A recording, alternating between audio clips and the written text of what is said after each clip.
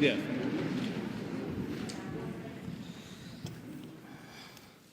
Bueno, pues hoy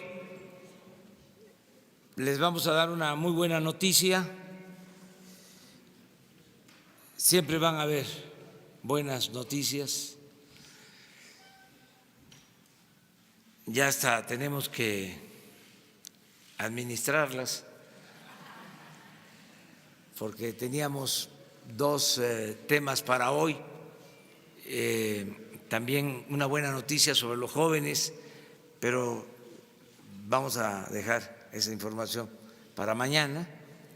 ¿Se acuerdan que quedamos que íbamos a informar sobre jóvenes construyendo el futuro? Entonces vamos a dejar para mañana esa información. Y hoy vamos a informar sobre la decisión que hemos tomado de llevar a cabo, como se ofreció, la construcción de la refinería de Dos Bocas, Paraíso Tabasco, por administración. Es decir, se va a construir la refinería con la coordinación, administración, supervisión de Pemex y de la Secretaría de Energía. Esto nos va a ayudar a terminarla en tiempo, cumplir nuestra palabra, y es un desafío, otro más, de hacerla en 3 años y de que nos cueste mucho menos de lo que estiman las empresas. Vamos a que nos cueste 160,000 millones de pesos en 3 años, no más, para que salga en tiempo. Y con este presupuesto necesitamos hacerla nosotros de manera directa, con el apoyo de los técnicos y de los trabajadores mexicanos, a los que llamo a participar. Vamos a darle contenido nacional a esta obra. Van a ser ingenieros, especialistas de Pemex, del sector energético, los que nos van a ayudar para la construcción de la refinería. La conducción la va a llevar a cabo Pemex en coordinación con la Secretaría de Energía. De manera específica, la encargada del proyecto, la responsable del proyecto, va a ser Rocío Nale, ingeniera petrolera.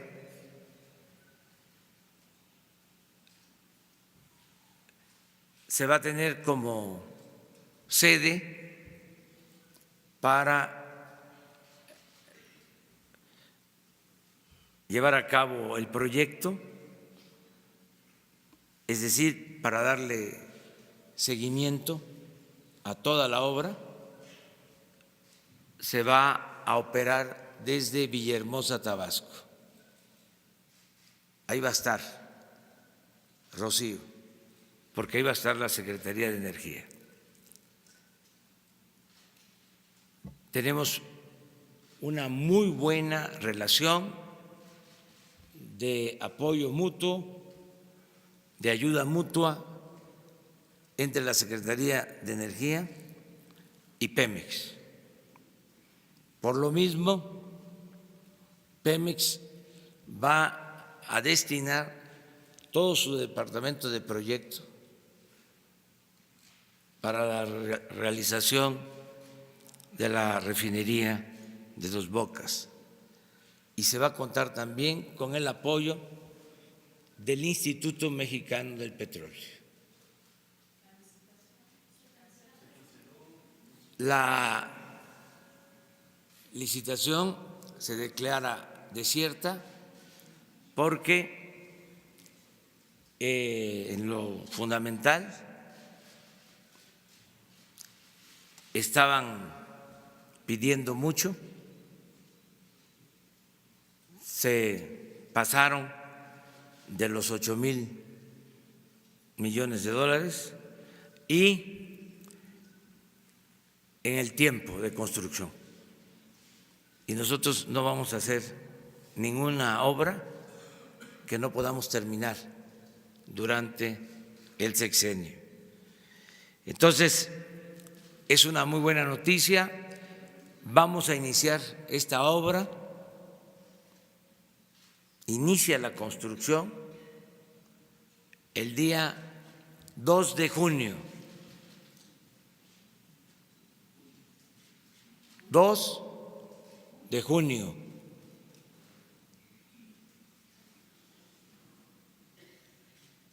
Se van a crear 100,000 empleos en la construcción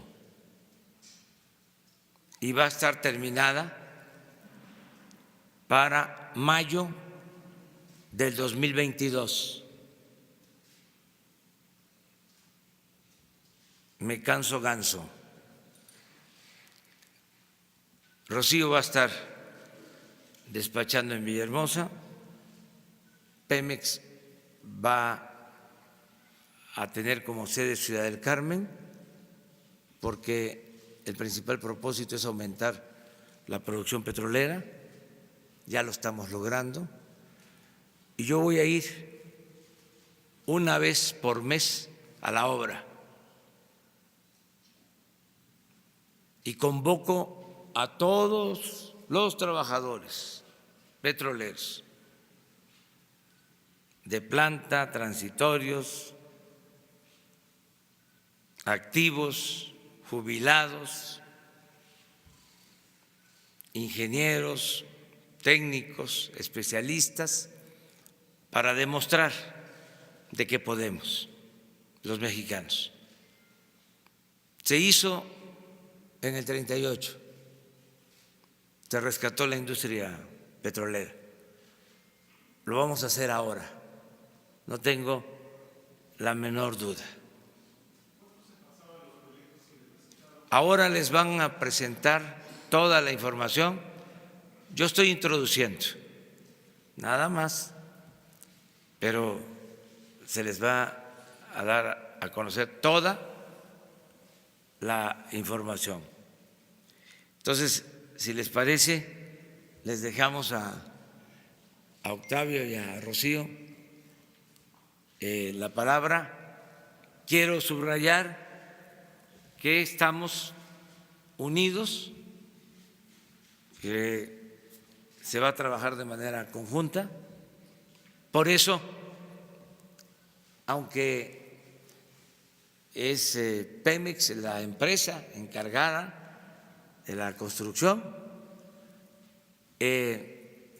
Rocío, secretaria de Energía, participa, es la encargada del proyecto, porque somos un equipo,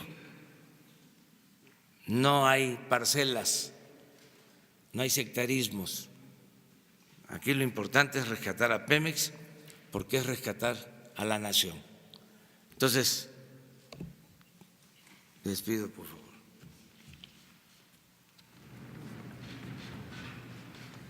Con su permiso, señor presidente, muy buenos días a todas y a todos.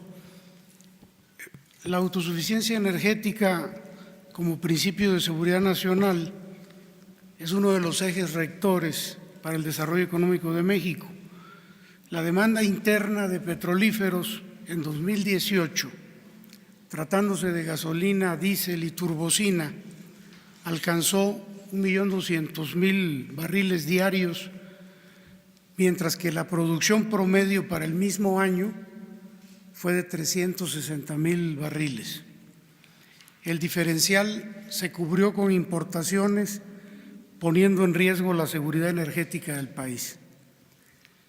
Una vez que se haya concluido el plan de rehabilitación de nuestro Sistema Nacional de Refinación anunciado por el Presidente de la República, la capacidad instalada permitirá alcanzar una producción estimada de alrededor de 900.000 barriles diarios, con lo que aún no sería posible satisfacer la demanda actual. Es por ello que el Gobierno de la República ha decidido construir una refinería en el puerto de Dos Bocas, Tabasco, como uno de los principales proyectos para lograr el rescate de la soberanía energética de México. Debido a que el procedimiento referido ha sido declarado desierto en términos de ley, el Presidente de la República ha encargado llevar a cabo este proyecto, nos ha encargado, y para el cual va a asumir la coordinación la ingeniera Rocío Nale García, secretaria de Energía del Gobierno federal. En tal virtud, Petróleos Mexicanos pone a disposición de esta coordinación a cargo de la Secretaria de Energía los recursos financieros, técnicos, humanos y materiales necesarios para cumplir con tal encomienda del presidente. Esta decisión está basada en el propósito de brindar total transparencia, legalidad, agilidad y rendición de cuentas a todas las actividades que serán necesarias para ejecutar los trabajos correspondientes. El propósito de esta coordinación es operar con autonomía de gestión y con las facultades necesarias para ejercer de manera eficiente y directa el presupuesto asignado al proyecto, que para el presente año es de 50,000 millones de pesos. Esta coordinación para la construcción de la refinería, de la nueva refinería de Dos Bocas, no se verá afectada por la operación diaria de Petróleos Mexicanos, ya que su único y exclusivo objetivo será cumplir con la encomienda del ciudadano presidente. Por lo anterior, dejo el uso de la voz, si el presidente no tiene inconveniente, al ingeniero Rocío Nale.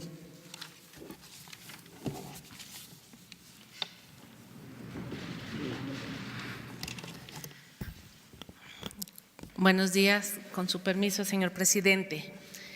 Bueno, nada más comentarles que después del inicio de este gobierno, a 107 días de este gobierno, se hizo la licitación de una refinería. Este es un tiempo récord, nunca visto en el país.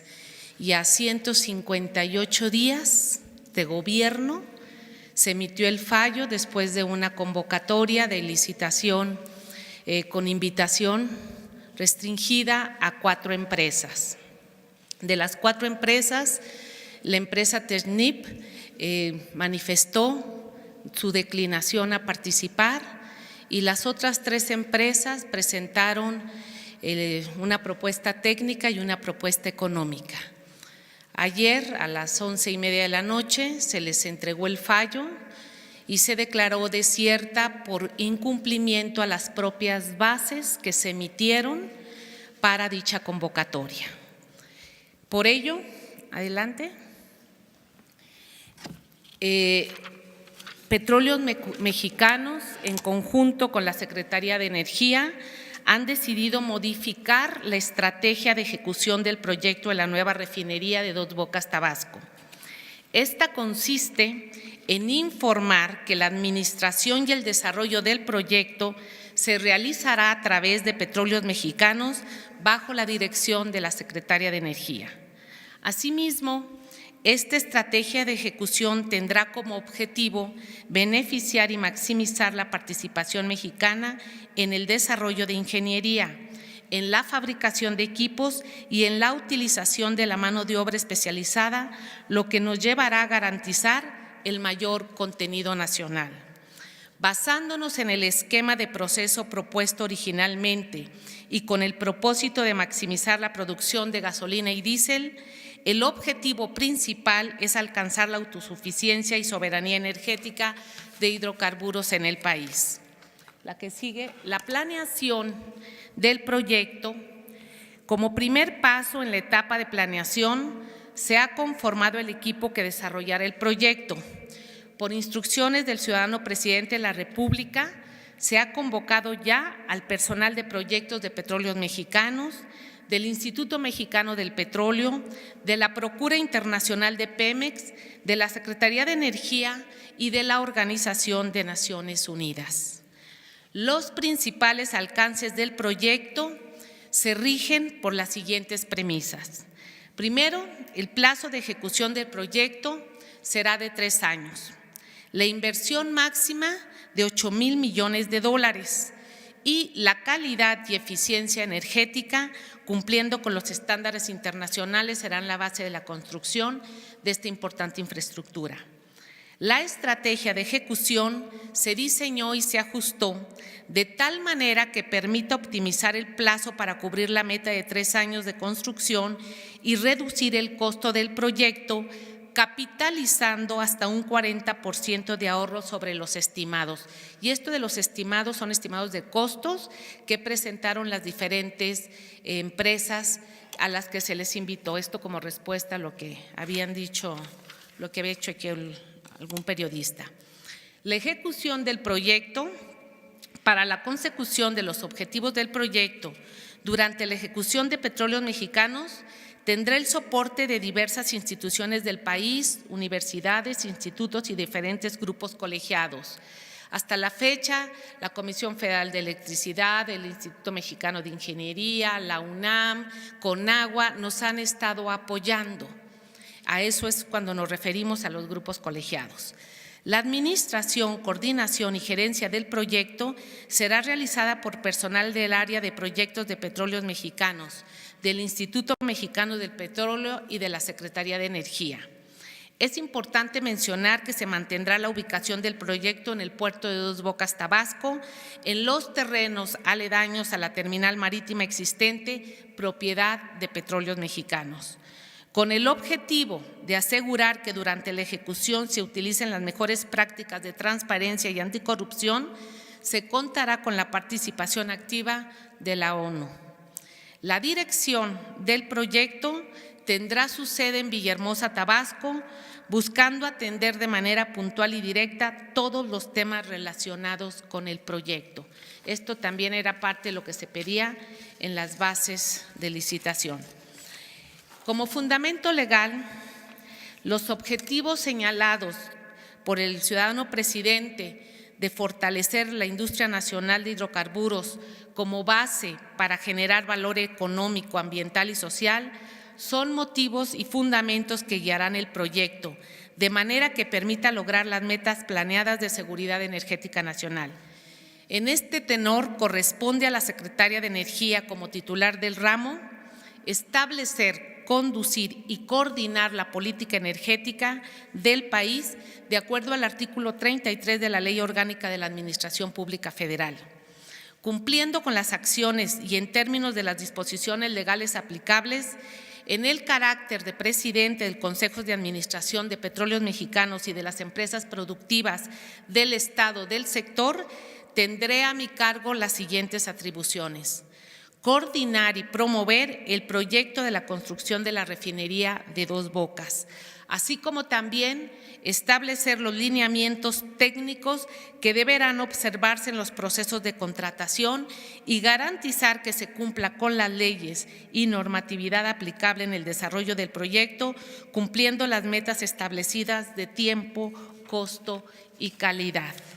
Iniciamos, como ya lo mencionó el ciudadano presidente, el 2 de junio con el acondicionamiento del sitio, la ingeniería de detalle e inmediatamente pues la instalación de lo que ya está la residencia de obra en Villahermosa, Tabasco, en el 3er piso de las instalaciones del Instituto Mexicano del Petróleo. Es cuanto, señor presidente. Pues eso es la información. A ver, Sara. Buenos días, presidente. Preguntarle, después de que 3 empresas propusieron este proyecto y no se cumplían los rangos de fecha, tampoco el costo, ¿qué le hace pensar que el gobierno podría construir la refinería en este costo que usted está planteando? Y por otro lado, bueno, pues, ¿cómo toma esta decisión? ¿Ayer se declara desierta o ya lo había previsto que se construya? Ya teníamos nosotros un plan B.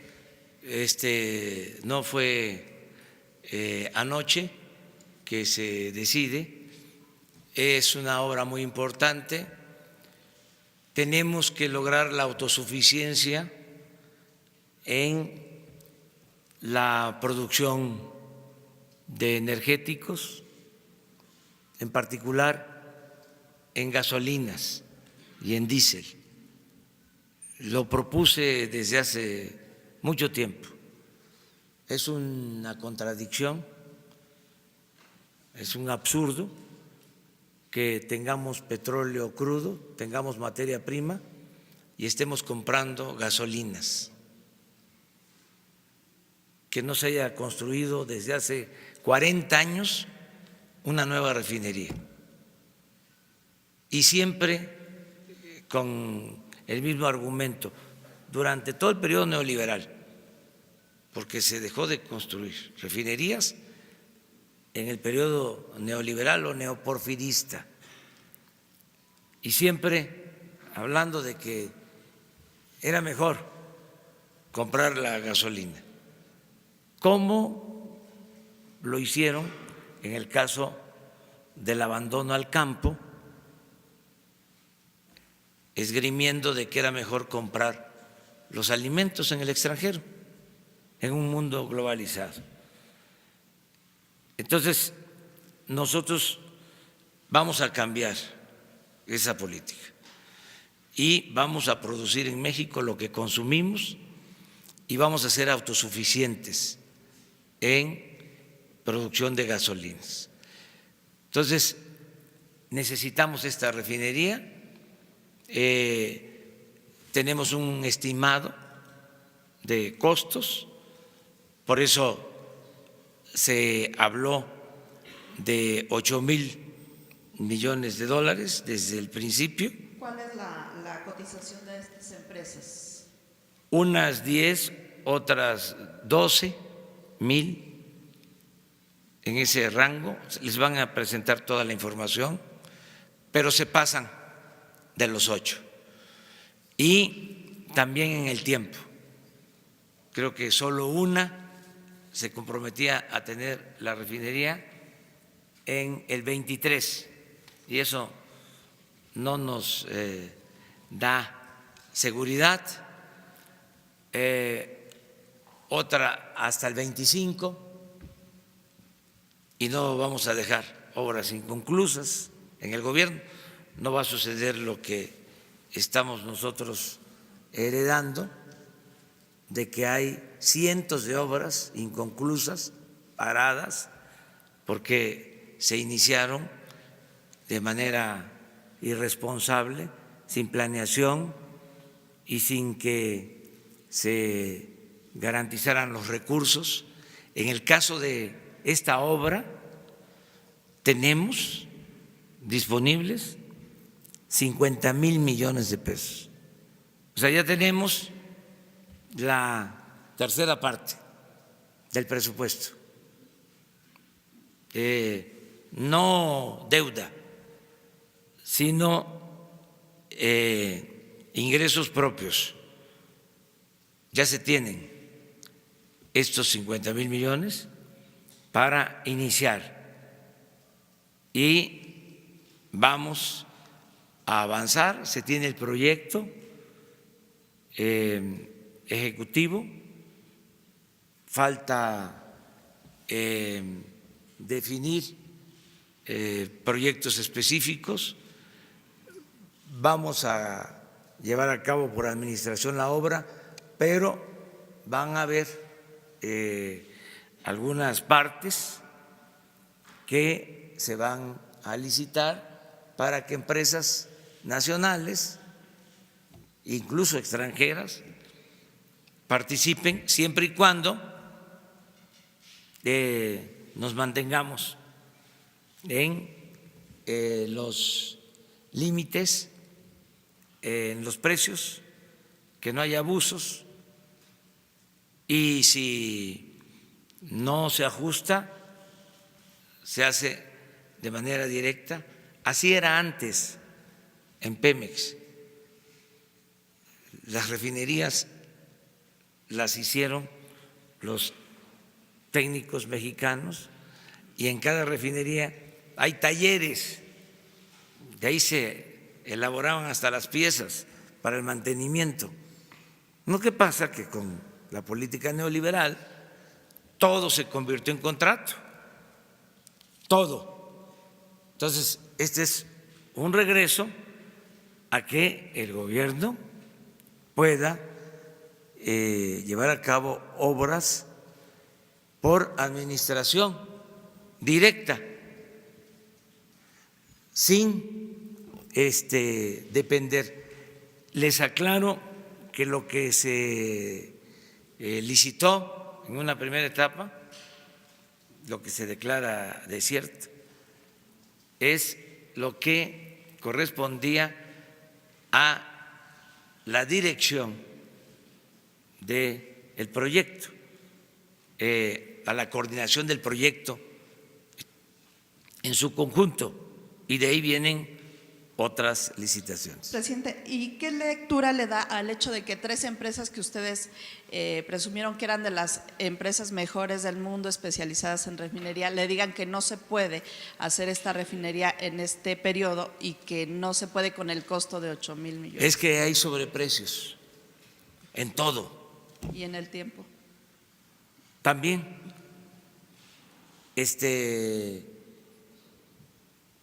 nosotros tenemos prioridades y vamos a trabajar más. Ya lo hemos hecho. Cuando fui jefe de gobierno dije que íbamos a hacer el segundo piso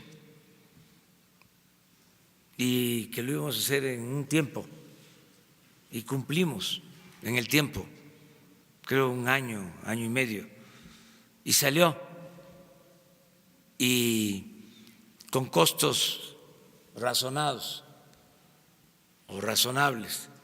Entonces, no tenemos ninguna preocupación, va a salir y es un desafío, pero tenemos que hacer la refinería, y por eso se decidió tomar esta decisión.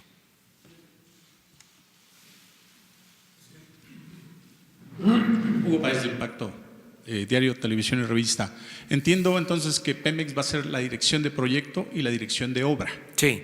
En este caso, pues estamos hablando posiblemente de decenas o cientos de contratistas o subcontratistas que estos se van a licitar, que es lo que está comentando. Pero, y habla también del sobreprecio, nada más que en las licitaciones abiertas, no tan restringidas como se hizo esta, pues es el propósito, el sobreprecio, llegar a una cantidad justa de la persona ganadora o de la entidad ganadora. En este caso, el hecho de que se haya restringido a 4 y que al final de cuentas hayan quedado 3, no limitó esta oferta de la ingeniería en el mercado, no limitó esto, no. El hecho de que hayan sido 3. Esa es una pregunta, y la otra es pues me imagino que esta licitación que se va a hacer en tiempo y todo, pues que es aventurado, como dice la compañera, en el sentido de que usted mismo lo dijo, Pemex no ha hecho una refinería desde hace 40 años. Entonces, la experiencia y la diversificación que hay ahorita en la tecnología, ¿cómo la va a contratar o cómo la va a adquirir Pemex en este caso? Bueno, primero decirles que cuando se decide que sean estas empresas es por la seriedad, porque hay muchas empresas y parte de la corrupción que imperó tuvo que ver con dar contratos a gente que no tenía nada de experiencia ni tenían empresas. Los domicilios que presentaban eran a veces hasta de casas particulares, en colonias, pero tenían influencias y por la corrupción les daban el contrato. Eso lo saben ustedes y es de dominio público. Estas empresas se dedican a eso, a la construcción de refinerías. Entonces, por eso se decidió seleccionarlas, porque tienen experiencia en la construcción de refinerías. Si se abría,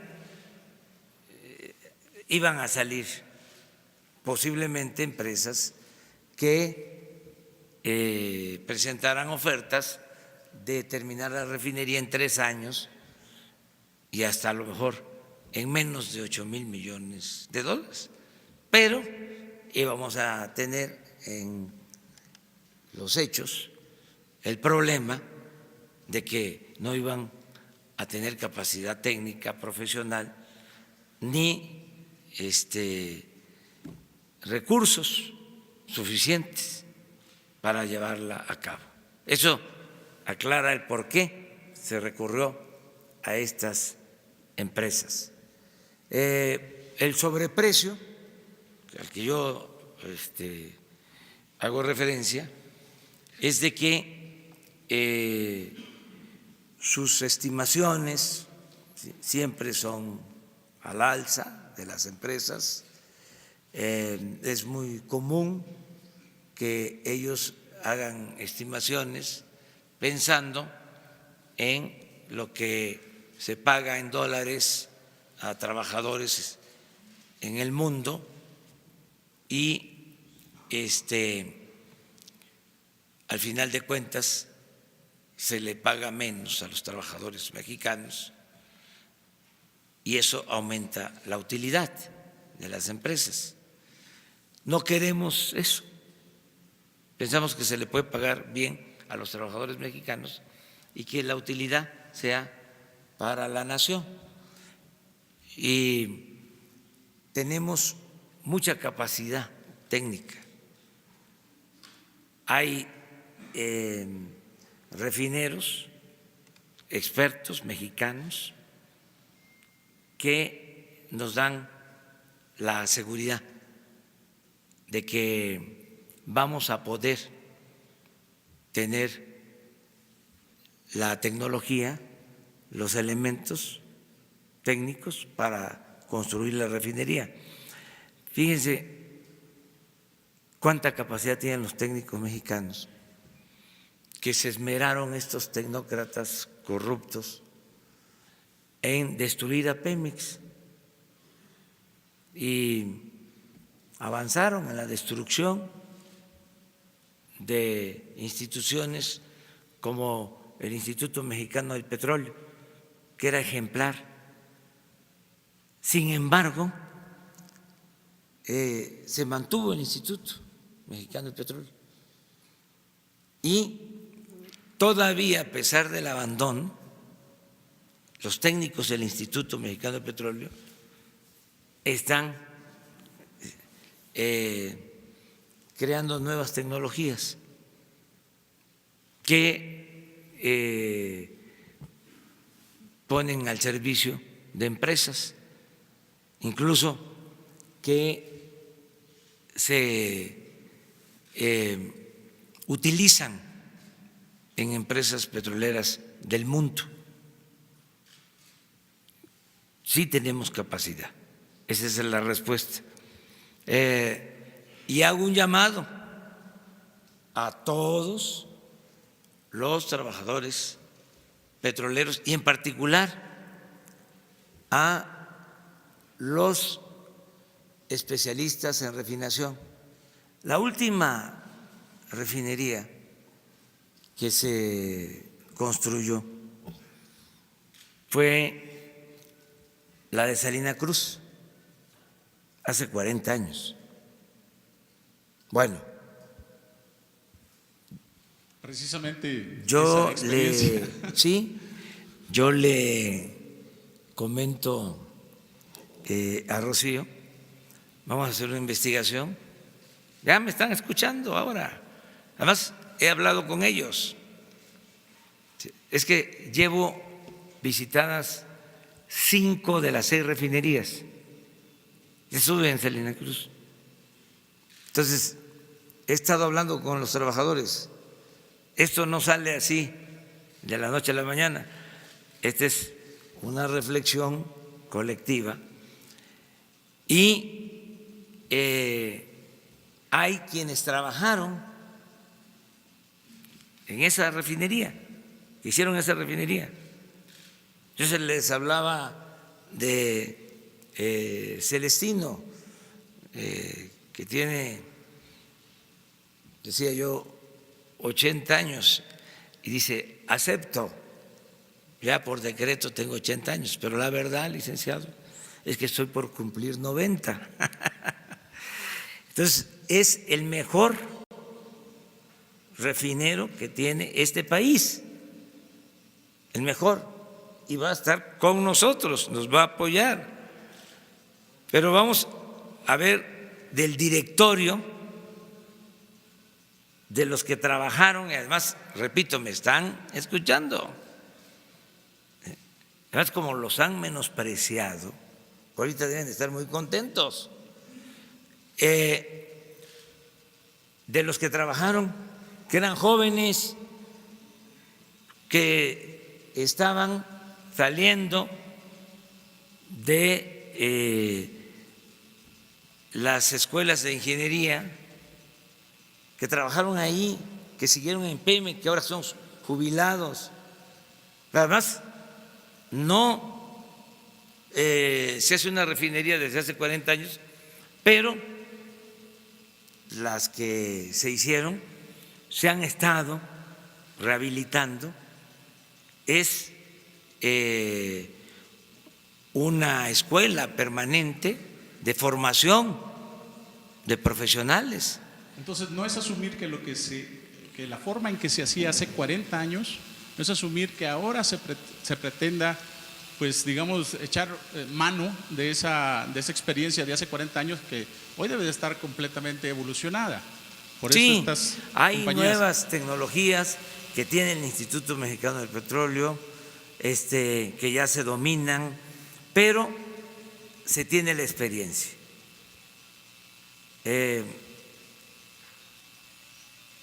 Gobiernos exitosos en el mundo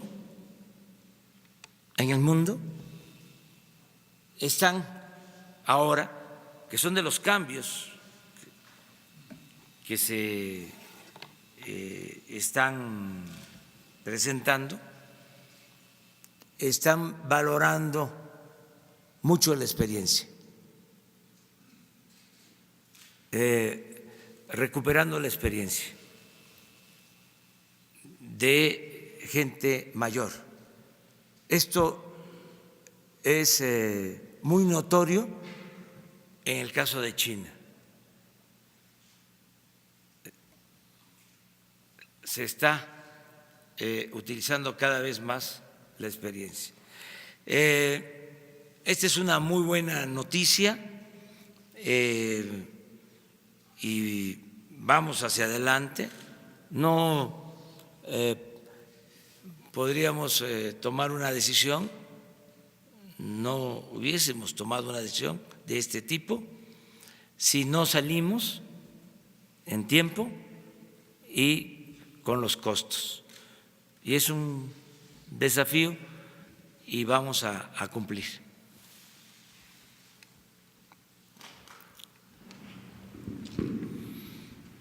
Gracias, señor presidente. Para hacer hincapié también en este tema de los tiempos, 3 años que son los que se espera ya tener la operativa. Ahorita nos comentaba que ya tienen el proyecto ejecutivo. ¿Ya se tenía entonces el proyecto hecho o es parte de lo que se tiene que iniciar?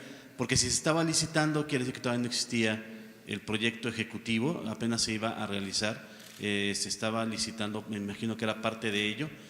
Quiero saber si ya existe y si lo podemos conocer, qué características va a tener esta refinería. Y el asunto de los tiempos, insisto, 3 años sí es viable. ¿Usted piensa que con todo este apoyo que está usted pidiendo, con toda la tecnología que nos dice que sí existe, está dispuesto, en las palabras que usted dice comúnmente, a ponerse esa camisa de fuerza de los 3 años para concluirlo en mayo de 2022? Sí, como el estaría aeropuerto operando? va a estar en el 21. O sea, tienen nuestros adversarios muchos elementos. O sea, nosotros estamos aquí para transformar y por eso estamos trabajando 16 horas diarias, porque tenemos que cumplir con nuestros compromisos y además queremos dejar sembrada una forma nueva de gobierno, distinta de gobierno. De modo que si los conservadores, tocó madera, regresaran, que les cueste trabajo dar marcha atrás a lo logrado. Entonces, por eso el avance, por eso estamos trabajando mucho y vamos muy bien, van saliendo las cosas. Señor, otra par de preguntas, si me permite, en otros temas. El tema de la reforma educativa, ayer se pospuso para hoy la discusión. ¿Cuál es la expectativa que tiene usted desde gobierno de que se logre en el Congreso? Ojalá y se apruebe. Tengo la información que en el Congreso va avanzando la nueva reforma para cancelar la mal llamada reforma educativa. Hay un partido conservador que se opone, pero pues es natural, esa es su postura y se respeta. Afortunadamente se están obteniendo los votos para que se apruebe la reforma educativa, la nueva reforma educativa, y desechar la reforma educativa impuesta desde el extranjero, para no decir más. Solo eso.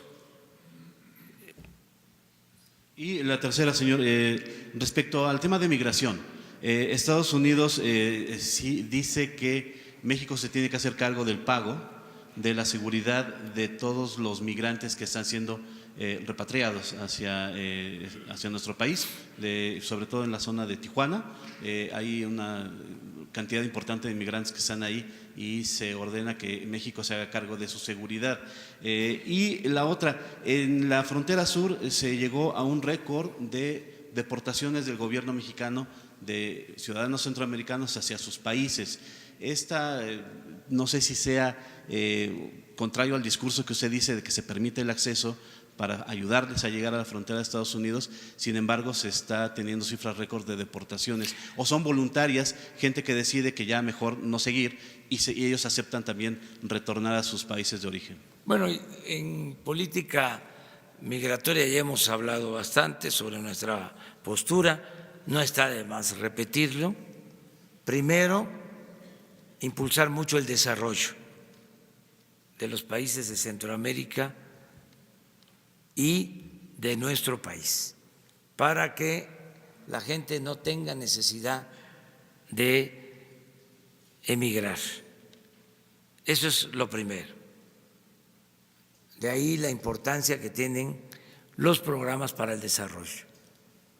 Y por eso se están haciendo gestiones para que haya inversión en Centroamérica y tengamos inversión en el país y crear empleos. Esa es la mejor opción la mejor alternativa. Lo segundo es que se respeten los derechos humanos, que no se violen derechos humanos y que se cuide a los migrantes, y una manera de cuidarlos es que no sean expuestos a que en el norte del país los atrapen las bandas de delincuentes y los utilicen para actividades ilícitas y que los dañen, como ha sucedido. Entonces, es derechos humanos. Lo tercero es que los que llegan en el sur tengan visas de trabajo en México, que se les den opciones, se les den alternativas. Y también, al mismo tiempo, que sea una migración ordenada, que no haya personas que trafican con migrantes, como suele suceder, y que, de conformidad con la ley, pueda atenderse este asunto. Quiero también comentarles que es permanente la comunicación con el gobierno de Estados Unidos.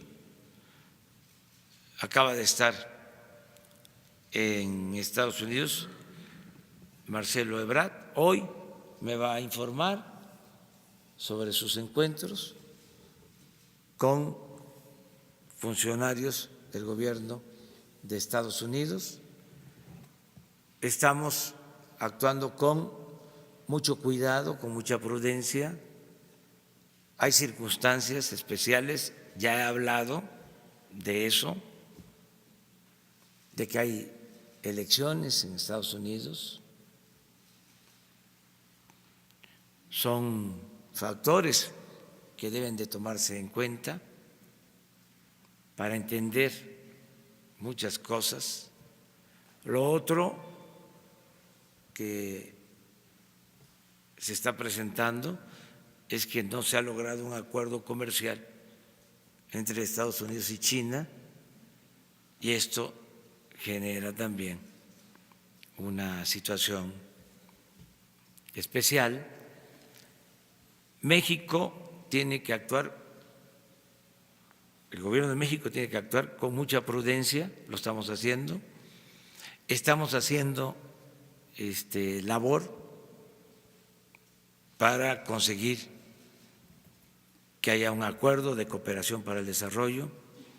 Estamos defendiendo al mismo tiempo el que se firme el Tratado de Libre Comercio, el que no haya limitaciones a los productos de México que se exportan a Estados Unidos. Estamos trabajando en eso. No puedo decir más, quizá comentarles que vamos muy bien, hasta en temas complejos. Tenemos muy buenos negociadores. Nuestro representante Jesús Seade es un profesional, es un experto, me está informando constantemente y vamos bien, vamos bien. Por eso la prudencia, no vamos a pelearnos, vamos a seguir manteniendo una política de respeto mutuo y de amistad. Señor, nada más para insistir en el asunto del proyecto ejecutivo que decía que ya tienen de la refinería de Dos Bocas, si nos puede proporcionar la información. Sí, miren, yo considero que para que tengan toda la información, porque a nosotros nos conviene, porque nuestros adversarios, los conservadores y la prensa fifí, siempre distorsionan las cosas. Entonces es mejor que tengan toda la información, todos los elementos. Y le voy a pedir a Rocío y a Octavio. No, pero no solo el sitio.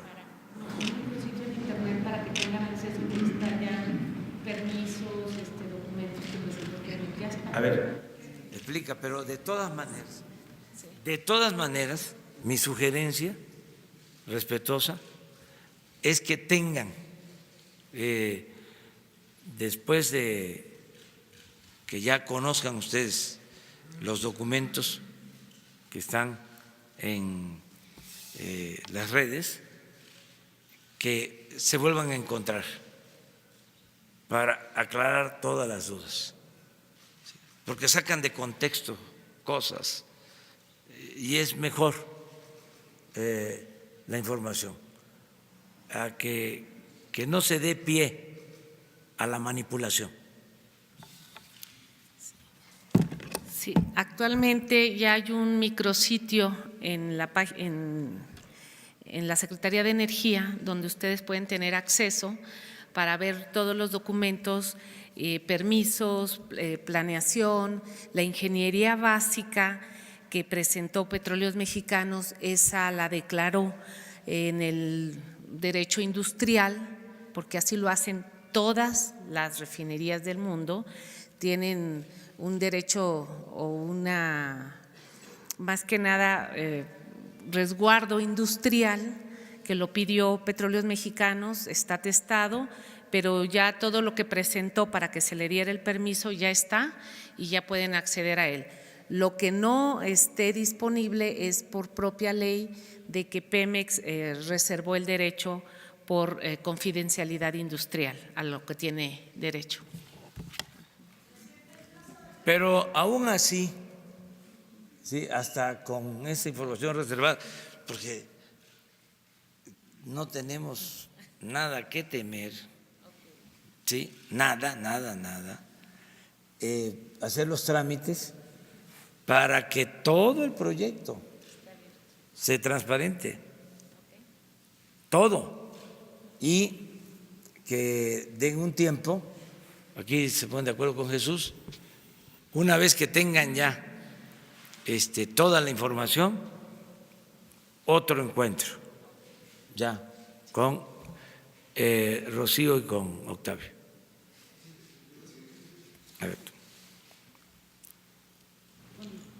Buenos días, presidente. Alberto Rodríguez, de Noticias. ¿No tiene miedo de que las calificadoras bajen la nota crediticia de Petróleos Mexicanos con un proyecto tan audaz, tan aventurado? Eso por un lado. Y por otro lado, cuando se encarga a una empresa privada, cuando se licita un proyecto de esta naturaleza, bueno, existen repercusiones legales en caso de que no se cumpla en tiempo y forma. Aquí, ¿quién va a tener esa responsabilidad legal? No hay ninguna responsabilidad, está establecido. No, me refiero a que qué tal que la refinería queda en 2023, ¿a quién se le va a poder reclamar? Pues a nosotros. O sea, imagínense. Pero, ¿y habrá consecuencias legales? Como si le hubiera hecho una. O sea, desde luego. O sea, aceptamos el desafío. ¿Y sobre la nota crediticia? Pues es muy buena información, muy buena noticia, es decir, que se van a ejercer 50,000 millones en la refinería este año, se van a dar contratos por 50,000 millones de pesos, que además ellos tienen información, y aprovecho para decirlo, y ojalá y ustedes lo puedan constatar, ya empezó la recuperación de la producción en Pemex, porque ¿qué es lo que hacen? ¿Cómo manipulan? Primero, subrayando de que se cae la producción, como si los responsables fuésemos nosotros de la caída en la producción. ¿Quiénes son los responsables? Pues ellos, los tecnócratas corruptos, los que engañaron diciendo que con la reforma energética iba a llegar a raudales la inversión extranjera y que para estos días íbamos a estar produciendo 3 millones de barriles diarios, pero está hasta en los considerandos de las leyes que se aprobaron, estos datos, estos informes, apoyados por organismos financieros internacionales, por calificadoras, y resultó un rotundo fracaso y nos dejan una producción de 1.650.000 barriles, casi la mitad de lo que ellos decían se iba a tener gracias a la reforma energética. Y todavía nos echan la culpa. Bueno, nos echan la culpa de la deuda. Nosotros no hemos solicitado deuda para Pemex en el tiempo que llevamos y nos culpan de la deuda, no de manera directa, porque sería el colmo, ¿no? Decir, Pemex tiene una deuda o se endeudó en 100.000, 107.000 millones de dólares. Pero ¿cómo se endeudó? ¿En qué gobierno se endeudó? Ahí está la información. Pero manipulan diciendo, Pemex, los he escuchado, los he leído, a los mismos que defendían la reforma energética, que aplaudían la política petrolera, ahora decir, Pemex es de las empresas petroleras. No, no es de las empresas petroleras, es la empresa petrolera más endeudada del mundo. Lo que yo decía desde hace años, que estaban destruyendo a Pemex, pero ahora ellos. Entonces, por lo mismo, no tiene Pemex viabilidad, no va Pemex a salir adelante. Y les aceptamos el desafío y les decimos, vamos a sacar a Pemex adelante. Y ya lo estamos logrando. ¿Por qué? Porque venía así la caída. Vean el último reporte de Pemex. ¿Sí? Ya se estabilizó la producción, ya hay un pequeño repunte, ¿sí? Vamos hacia arriba, pero como ya no les va a funcionar esa lanzada, como ya no van a tener argumentos, pues se van a buscar por otro lado. Pero por eso nos importa mucho que haya información y que toda la gente sepa qué está sucediendo, porque yo no veo en los periódicos, ¿no?, una gráfica sencilla y aquí la vamos a seguir poniendo. No, le hemos expuesto en otras ocasiones de cómo se cayó la producción. Y resulta que no hay responsables, somos nosotros. Y están con eso. Entonces, si se trata de calificadoras serias, si se trata de inversionistas serios, si no tienen la intención de perjudicar al gobierno, pues van a saber de que Pemex es una empresa en plena recuperación, que se está consolidando, que tiene un gran futuro, que nosotros consideramos en 3 años resolver el problema de la producción, en definitiva. Es un poco lo que aquí preguntó una compañera, ¿no?, sobre el plan de desarrollo. Por eso ahorita que dije 3 años, no quiero que digan mañana Pemex se va a recuperar hasta dentro de 3 años. No, ya se está recuperando, ¿sí? Pero en 3 años vamos a estar extrayendo 2.400.000 barriles. ¿Sí? ¿Mande? Sí, ¿tú traes algo del informe último? A ver, informas. Sí, en enero del 2018 la producción era del orden de 1.926.000 barriles. De enero a enero de este año cayó en 300.000 barriles, que es a lo que se refiere, señor presidente. Entonces llegamos a estar en 1.625.000 barriles en enero de este año. Fue donde consideramos que se tocó fondo, y ya para este primer trimestre, en estos meses después de enero, febrero, marzo, abril, ya andamos alrededor de 1.700.000 barriles. Es por eso que se habla ya de una estabilización en la caída y un pequeño incremento. A ver, repetimos las cifras, ¿no? En enero del 2018, ¿cuál fue la producción? Era 1.920.000. 1.925.000 barriles.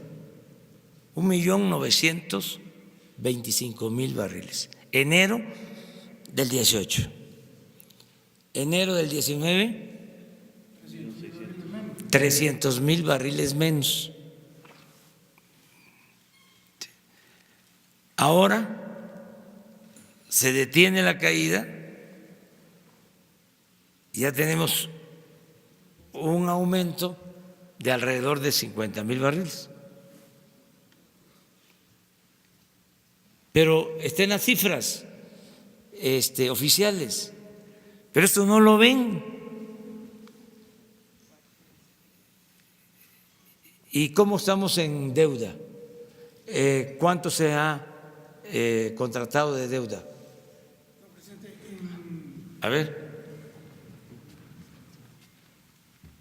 Sí, en la información que se presentó del primer semestre, ahí se señala que por primera vez en 10 años Pemex no ha contratado deuda en este primer trimestre. Por primera vez en 10 años, Pemex no ha contratado deuda en el primer trimestre, ¿sí?, de este año. Entonces, todo esto lo saben las calificadoras y yo les aseguro que Pemex se va a fortalecer. Además, la deuda de Pemex es como si fuese deuda soberana. También, para que quede claro, tiene todo el respaldo del gobierno federal.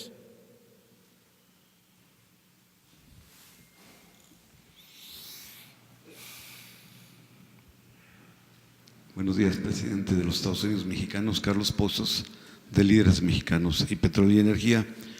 Presidente, estuve ausente y estuve en Estados Unidos en el Congreso Mundial del Petróleo Offshore and Technology and Conference, conocido como OTC, y le tengo información al respecto. Pero antes que nada tenemos un colega distinguido especial y quisiera mi primer pregunta dársela pues, a mi compañero peruano Belmont, si puedo darle mi primera pregunta y nada más hacerle otra. ¿Puedo darle el micrófono?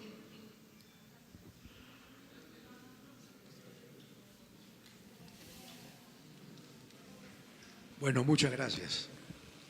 Señor presidente, vengo desde Perú y lo conozco gracias a las redes sociales.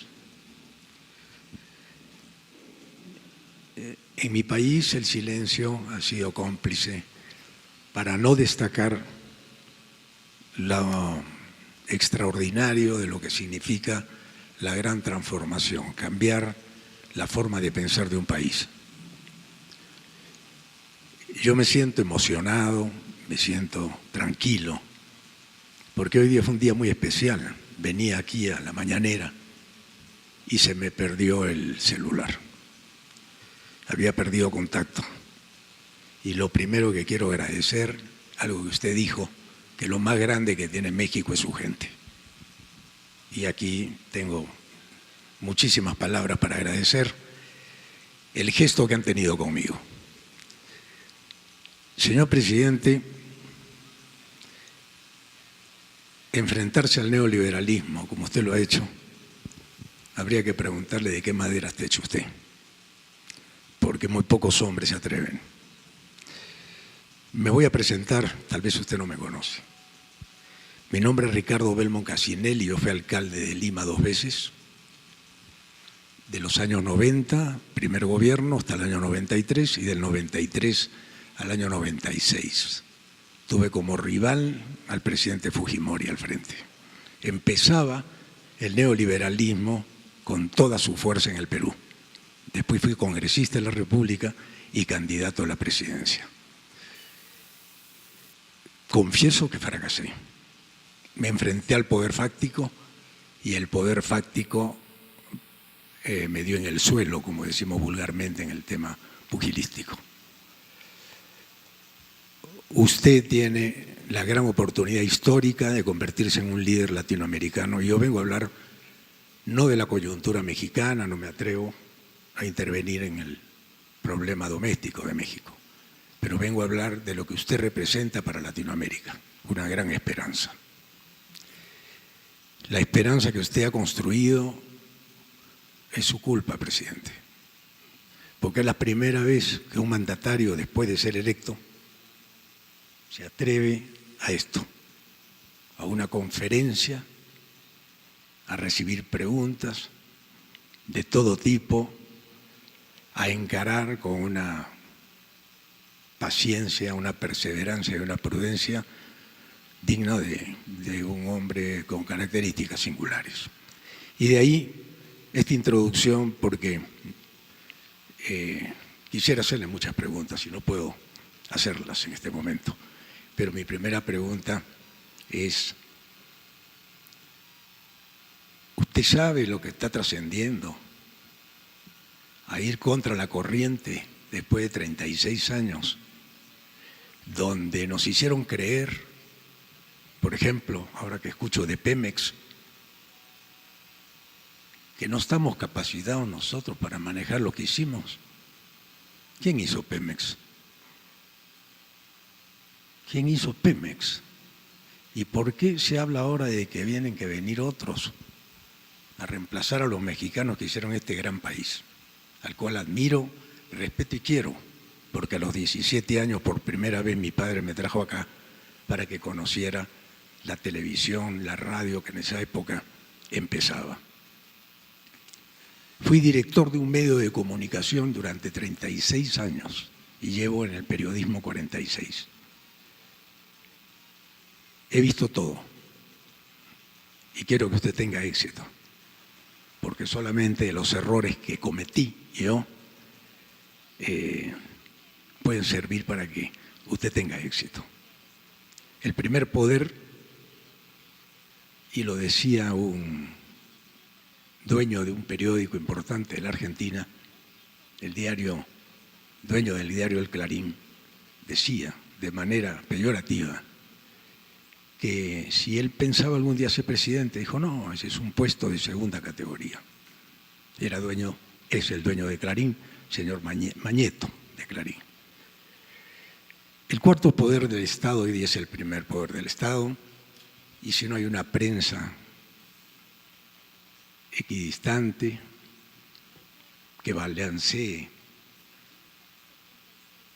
a lo que ustedes le llaman los fifís, yo los conocí, en mi país le decimos los mermeleros, con el perdón, porque no quiero ofender a nadie aquí, simplemente contar la historia de que Perú y México pareciera que nuestra historia, nuestras tradiciones, la conquista, todo es lo mismo. Yo camino por la calle, hablo con un mexicano, estoy hablando con un peruano. Por eso hago esta extensa introducción, presidente, para preguntarle si usted sabe y mide, y tal vez lo ha hecho porque usted probablemente se adelanta 10 jugadas.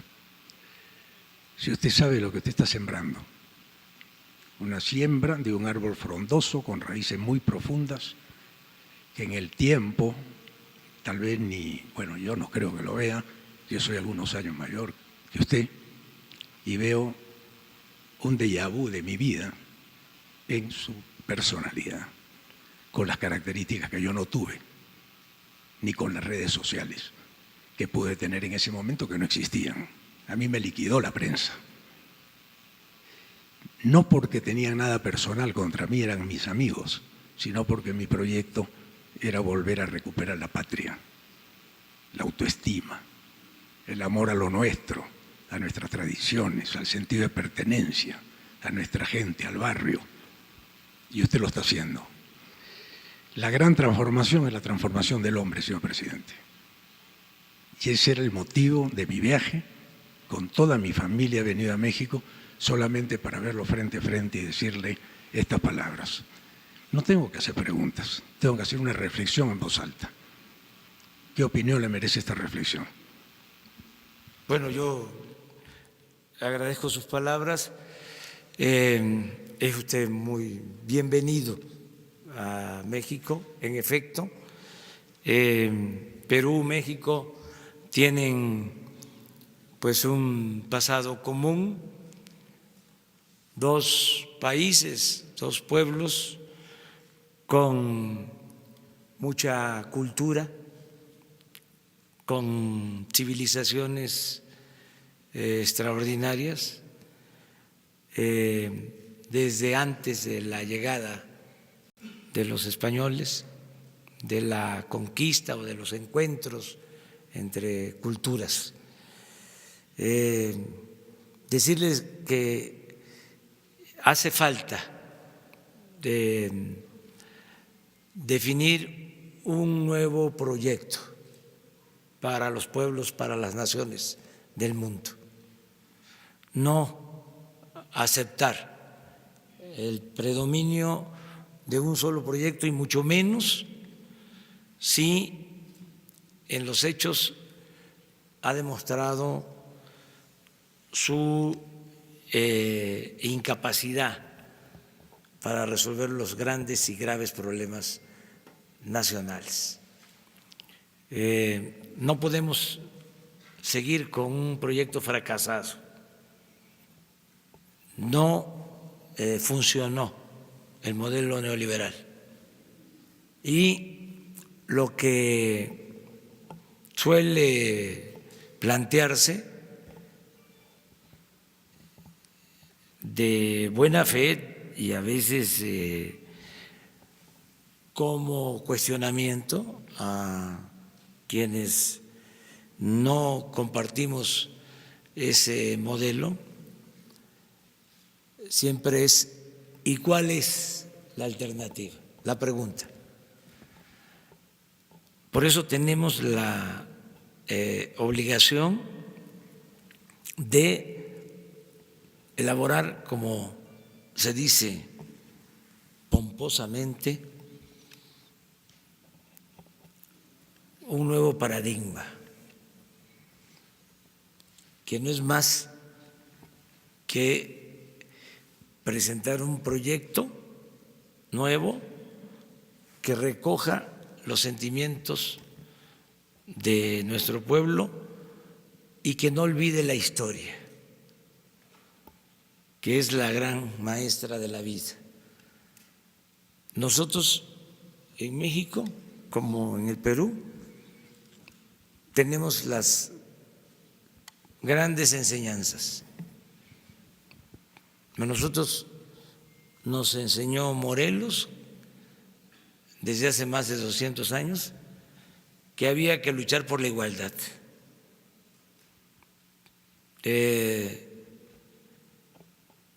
Hidalgo nos enseñó de que había que abolir la esclavitud. Tenía una frase Hidalgo, decía: los pueblos que quieran ser libres, lo serán. Juárez nos enseñó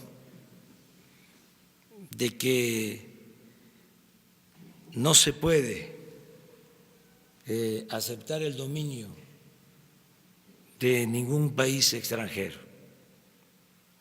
que el respeto al derecho ajeno es la paz. Y como algo muy especial, muy peculiar, muy de él, nos enseñó a ser perseverantes, a no perder la fe en la causa por la que se lucha. Madero es nuestro apóstol de la democracia.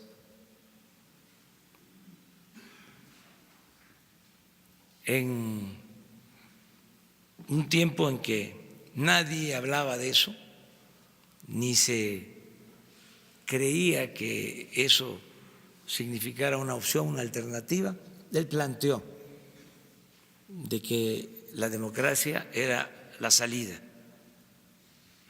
a la crisis y al predominio de la dictadura. Y luego tuvimos un presidente extraordinario, el mejor del siglo XX, el general Lázaro Cárdenas del Río, que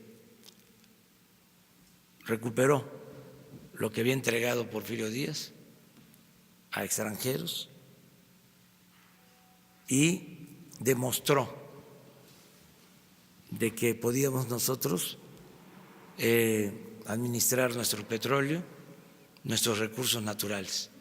Cuando se fueron, después de la expropiación, los dueños de las compañías petroleras extranjeras nos sentenciaron diciendo de que íbamos a ir a buscarlos, porque no iban a poder los técnicos, los trabajadores mexicanos, sacar adelante a la industria petrolera, porque ellos tenían la tecnología, el cómo hacerle, y que no íbamos a tener capacidad los mexicanos. Y salió adelante la industria petrolera en circunstancias muy difíciles.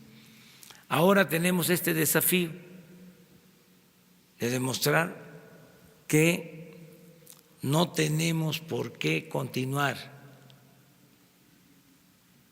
por el camino trillado de los últimos tiempos, por este proyecto neoliberal o neoporfirista que ni siquiera funcionó en términos cuantitativos, porque en 36 años no ha habido crecimiento económico, que no es desarrollo. En 36 años México retrocedió, no avanzamos, no hubo crecimiento económico como lo hubo en otras épocas. En 50 años antes de que se impusiera la política neoliberal, la economía de México creció a una tasa promedio anual del 6%, y en el periodo neoliberal, en 36 años, en promedio 2%. Y aumentó como nunca la corrupción.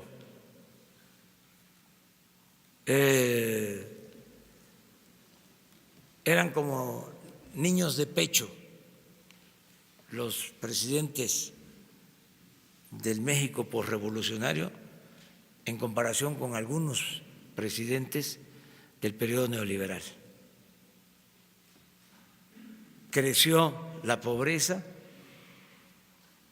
Hay 24 millones de mexicanos en Estados Unidos, 12 nacidos en México y 12 de padres mexicanos viviendo en Estados Unidos. Se desató la inseguridad, la violencia, se afectó algo que es fundamental para tener una convivencia sana, en paz, con tranquilidad. Se rompieron familias, hubo mucha desintegración familiar, se afectó el tejido social, se abandonó a los jóvenes. Entonces, todo eso es el saldo, es el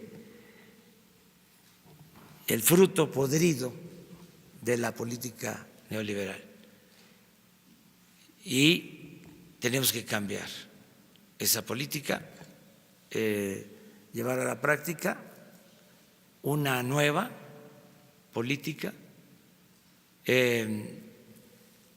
que tiene, en el caso nuestro, como eje acabar con la corrupción, porque el neoliberalismo en México se convirtió en sinónimo de corrupción, privatización, corrupción, beneficio para una minoría a costa del sufrimiento de la mayoría de los mexicanos. Entonces, el nuevo proyecto pasa por desterrar la corrupción, por acabar con la impunidad, porque exista un verdadero Estado de Derecho, no de chueco, no de cohecho. Pasa también por la justicia, por la igualdad. Tiene que ver en lo internacional con el apego a los principios de no intervención, de autodeterminación de los pueblos, de solución pacífica a las controversias, de cooperación para el desarrollo, cooperación entre los pueblos, entre las naciones, entre los gobiernos. Eso es lo que estamos acreditando. Y yo le invito a que participe dándole seguimiento, evaluando este proceso. Es muy interesante porque hay desafíos y apuestas en el sentido de que no vamos a poder, y nosotros decimos sí, sí se puede. Y en poco tiempo, hasta eso, no va a transcurrir mucho tiempo, vamos a saber. Hasta ahora vamos bien y de buenas. La gente, que es lo principal, decía el presidente Juárez, con el pueblo todo, sin el pueblo nada. La gente está apoyando, está respaldando. Y queremos llevar a cabo este cambio, esta transformación. Queremos acabar con la corrupción, con la impunidad, sin arbitrariedades, es decir, sin cometer arbitrariedades. No imponernos por la fuerza, garantizar las libertades. Vamos al cambio por el camino de la concordia y de la democracia, de las libertades, debatiendo, porque no tienen elementos nuestros adversarios, no tienen argumentos, ya tuvieron la oportunidad y se hundió el país y creció la corrupción. Por eso, a debatir y hacerlo con libertades, sin ningún problema, respetando a los adversarios, que no los consideramos enemigos, son adversarios. Pero sí es un momento histórico el que estamos viviendo.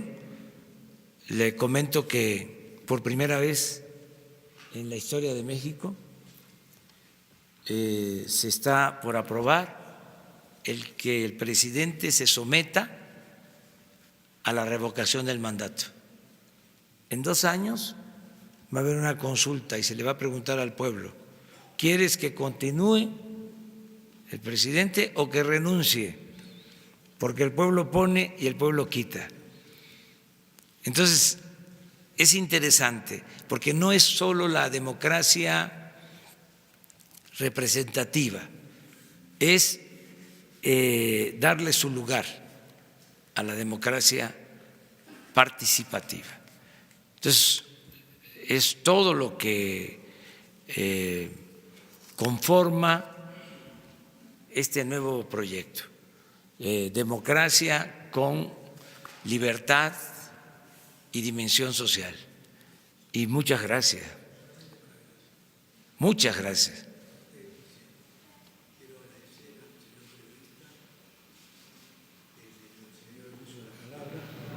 Y a todos los señores periodistas. La última reflexión. Yo creo que no hay contagio más intenso que el ejemplo. ¿No hay micrófono?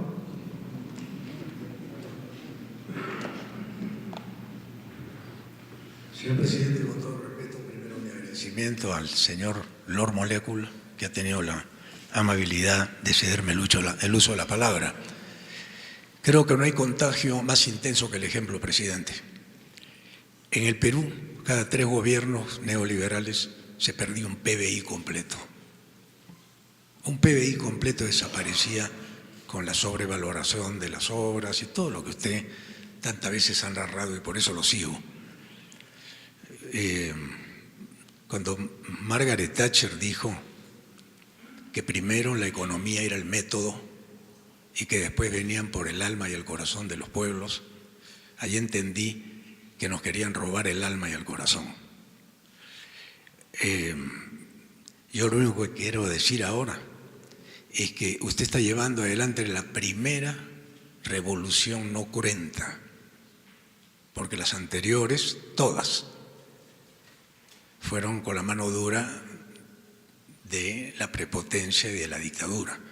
Por eso yo le deseo éxito, presidente, que Dios lo bendiga, y créame que felicito a todos los periodistas que han puesto el pecho por esto, porque están contra la corriente, y solamente las convicciones son las que pueden llevar adelante esta tarea de transformar la mente de toda Latinoamérica, que ya lo está viendo usted como un referente. Y me he permitido hacer esta extensa presentación por el respeto que le tengo de este querido país. Muchas gracias, presidente. Muchas gracias. Pues esto también es muy importante, lo conceptual. No vamos a estar hablando solo de números o de lo cotidiano. De vez en cuando tenemos que hacer una reflexión y también para eso son estos encuentros. Entonces yo celebro que se haya dado esta participación y si les parece, mañana continuamos.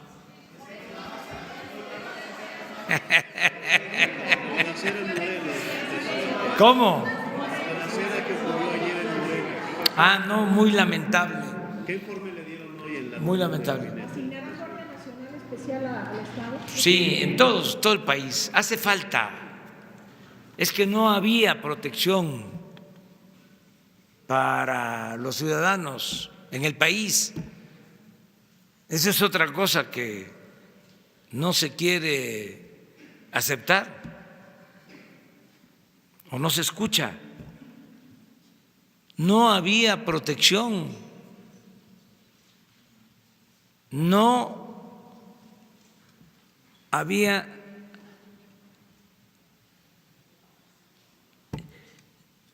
protección, seguridad para los ciudadanos. No existía la seguridad pública, era seguridad nacional, seguridad interior, no seguridad pública. Por eso ahora nos están pidiendo por todos lados la Guardia Nacional. Ayer en Hidalgo, ese fue el planteamiento del gobernador. Dice, vamos bien, pero queremos que no se nos vaya a afectar el Estado y por eso le pedimos que se incluya el que venga pronto la Guardia Nacional. Lo de Morelos ayer, Guardia Nacional, por lo mismo. Es que habían 10,000 efectivos para la seguridad pública en todo el país. Me refiero a la Policía Federal. No podía el Ejército, no podía la Marina atender tareas de seguridad pública. Por eso fue muy importante la reforma constitucional, la creación de la Guardia Nacional. Hoy recibimos un informe del avance en la creación de la Guardia. Les puedo adelantar porque hoy informaron que ya tenemos todo el presupuesto para pagar a los elementos de la Guardia Nacional este año, alrededor de 4,000 millones de pesos. Pero además el equipamiento y otros gastos significan 12,000 millones de pesos adicionales. Mañana sí, mañana si tenemos tiempo, hoy mismo, don Jesús, lo que nos presentaron hoy, porque se están reuniendo la Secretaría de Defensa, Marina, Seguridad Pública, Hacienda, para que les informen de cómo va el proceso de reclutamiento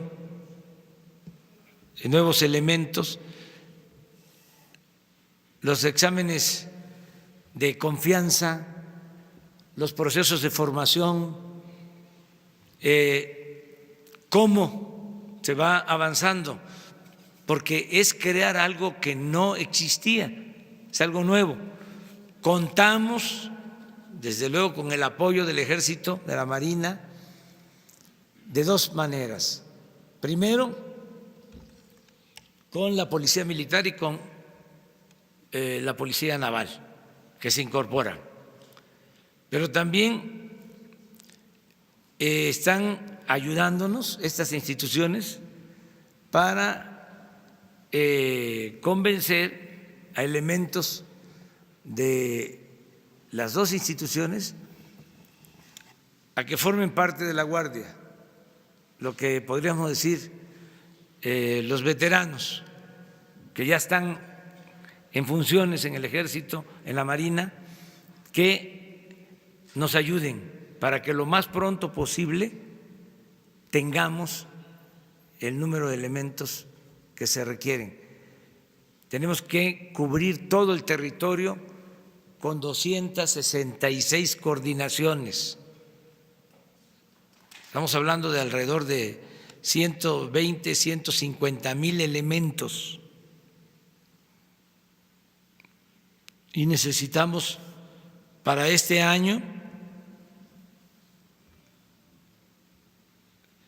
terminar con 150 coordinaciones en el país. Pero miren, volvemos a lo mismo. ¿Qué pasa en Morelos? El que asesina, un joven, por una cantidad, si son ciertas las versiones, de muy poco monto, 5,000 pesos. Fíjense a lo que llegamos por abandonar a los jóvenes. ¿Qué hicieron? Nada más llamarles niñis.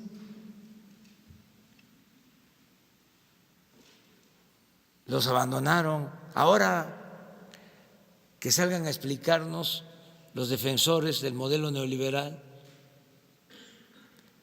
que nunca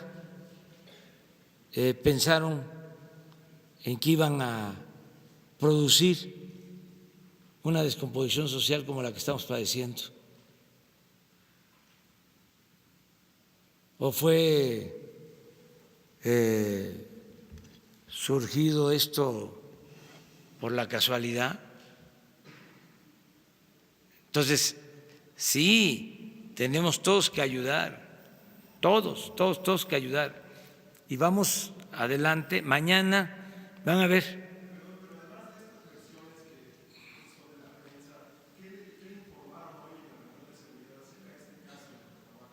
Eso en general, eso que le estoy diciendo, que un enfrentamiento entre grupos y que se presume que uno de los grupos contrató a este joven, pero esa es una versión, vamos a decir, una hipótesis. No se puede dar como un hecho hasta que la autoridad competente no haga toda la investigación e informe. No, pero sí me informó el secretario de Seguridad Pública. Sí. Hoy les informan sobre lo de la Guardia. ¿Cuánto? ¿No tienes el cuadrito? Vamos a ponerlo de una vez. Vamos a esperar. Que es interesante.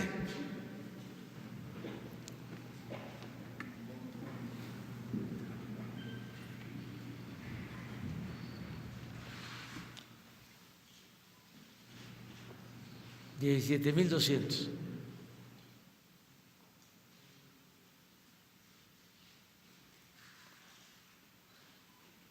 Pero está dividido, ¿no? En lo que tiene que ver con personal. Hay otro. Ahí está.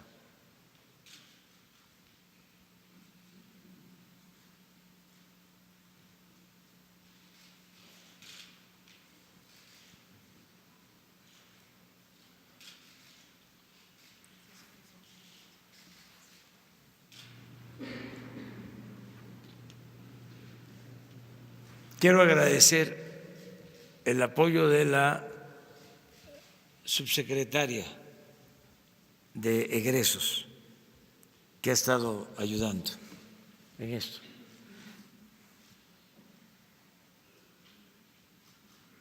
Ahora hay otro que tiene que ver con la operación, que es el presupuesto mayor.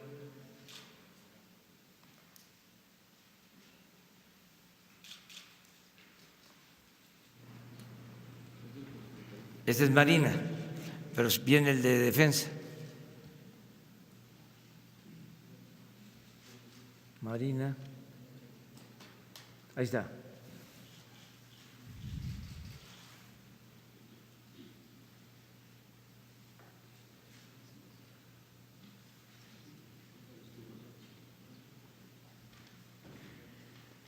Miren lo de abajo.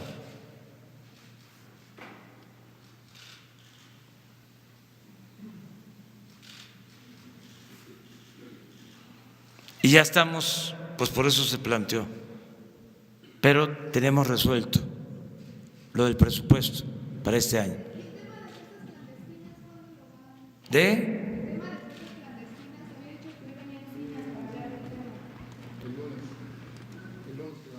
Quedamos, sí, el lunes. ¿Por qué? Sí, el lunes. Muchas gracias, muchas gracias.